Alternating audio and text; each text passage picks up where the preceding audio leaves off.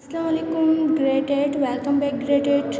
We have done the complete reading from this chapter, heating and cooling. Now we will start working from this chapter.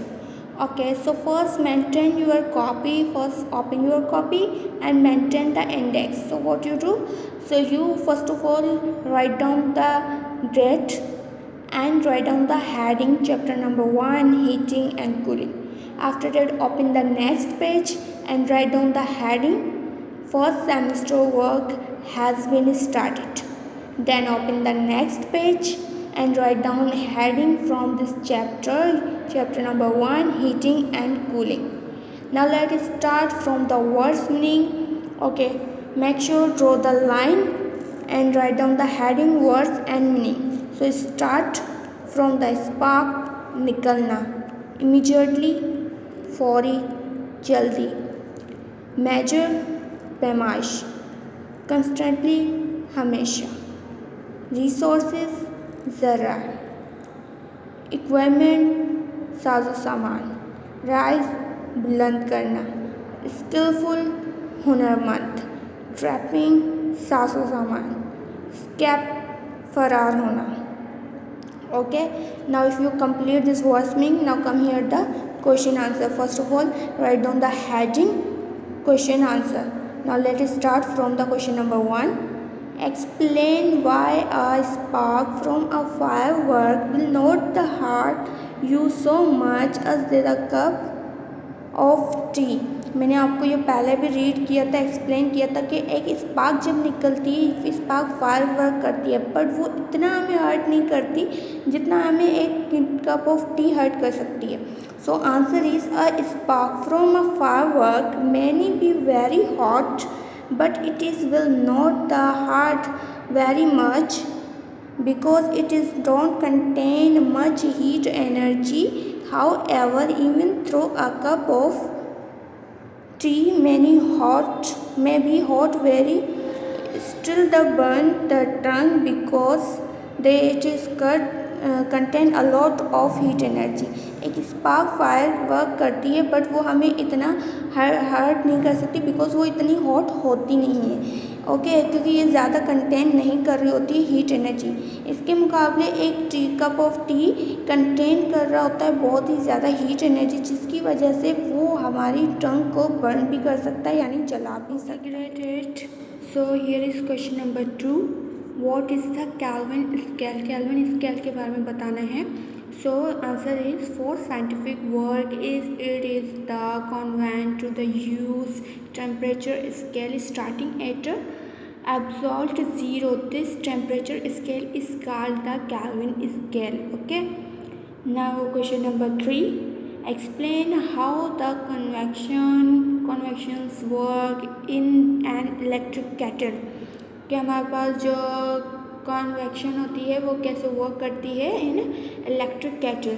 So answer is this happen when water is boiled in an electric kettle. The heating element in this kettle only warm the water touching it. Warm water is less dense than cold water,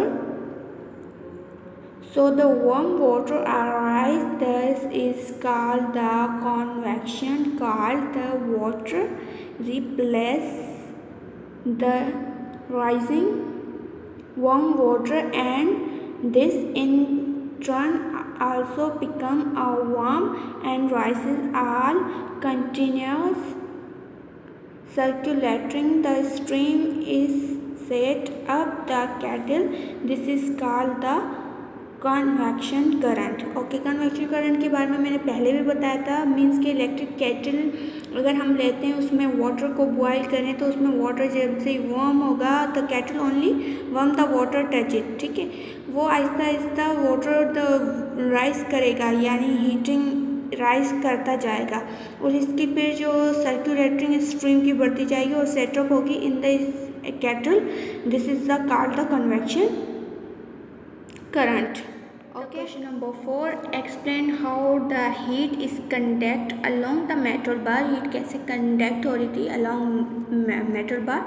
So answer is If one and two metal bar is heated, the particle are gain the thermal energy and vibrate faster. This causes particle next to them vibrate faster as well. Bit by bit, increased vibration of the particles is passed along the bar until the whole bar is hot. Heat has been conducted along the bar. Okay, electric bar जो हमारे पास ये heat conducting का बता रहे हैं कि बार में कैसे होती है, तो मैंने आपको ये पहले भी बताया था कि अगर हम एक मेटल बार को पकड़ते हैं एक सिरे से, तो वो जो मेटल बार का एंड है वो उस वहाँ तक हीट पहुँचेगी। एक पार्टिकल तक हीट जैसे उसने गेन की थर्मल एनर्जी वो पास करता जाएगा अपने बाकी पार्टिकल्स को, बिकॉज वो सॉलिड है इसलिए उसके पार्टिकल मूव नहीं करेंगे, ओनली जस्ट वाइब्रेट करेंगे और वो वाइब्रेट फास्ट करना शुरू हो जाएंगे और एक पार्टिकल से लेकर दूसरे पार्टिकल तक ये थर्मल एनर्जी ट्रांसफ़र होती जाएगी। Okay, the next question is question number 5, what is an insulator, name the 3 insulator. Insulator क्या होता है और नेम लिखने 3 इंसुलेटर के। Poor conductor of heat are insulator. Now metal solids such as a glass and plastic learn to be the poor conductor and so must liquid। हमारे पास जो poor conductor होता है जो हीट को कैरी नहीं कर सकते इस कॉल्ड द इंसुलेटर। और यहाँ पर हमारे पास कुछ ऐसे होते हैं जैसे सच एस ग्लास हो गया, प्लास्टिक हो गया, इनसे हीट बर्दाश्त नहीं होती। So that is why the poor conductor of heat is called the insulator। Question number 6, which conductor make the best conduction of heat। कौन सा कंडक्टर होता है जो make the best conduction of heat? So answer is metal is the best can travel through them easily। Metal में easily conduct होती है heat। Question number 7, why can liquid and gases carry the heat। Liquid और gases heat को क्यों carry करती हैं?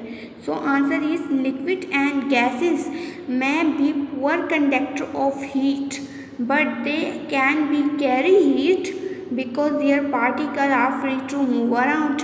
हमारे पास जो लिक्विड और गैसेस होता है पुअर कंडक्टर ऑफ हीट होता है, बट इनमें से हीट कैरी होती है बिकॉज इनके पार्टिकल फ्री टू मूव होते हैं।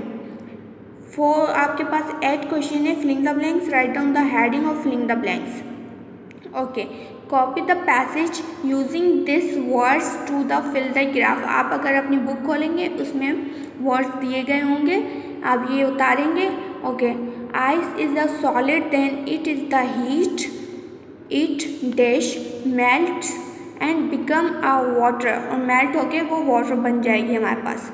Water is dash which boil at the 100 degree at this temperature. जो वाटर बॉयल होता है यानी वाटर इज लिक्विड, लिक्विड है वो बॉयल होगा 100 डिग्रीज पे the temperature. It is turn into the dash, gas में टर्न हो जाएगा। कॉल इज स्ट्रीम, ये स्ट्रीम कहलाएगी। When the stream when turn back, और ये स्ट्रीम जब वापस टर्न बैक होगी इनटू द वाटर, वाटर में at the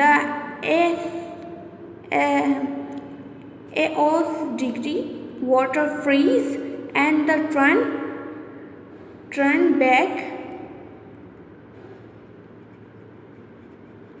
back into a ice। These are example of change of state। ये example होती है हमारे पास change of states की। Okay, now chapter is complete। Do neat and clean till then the next chapter। Allah Hafiz।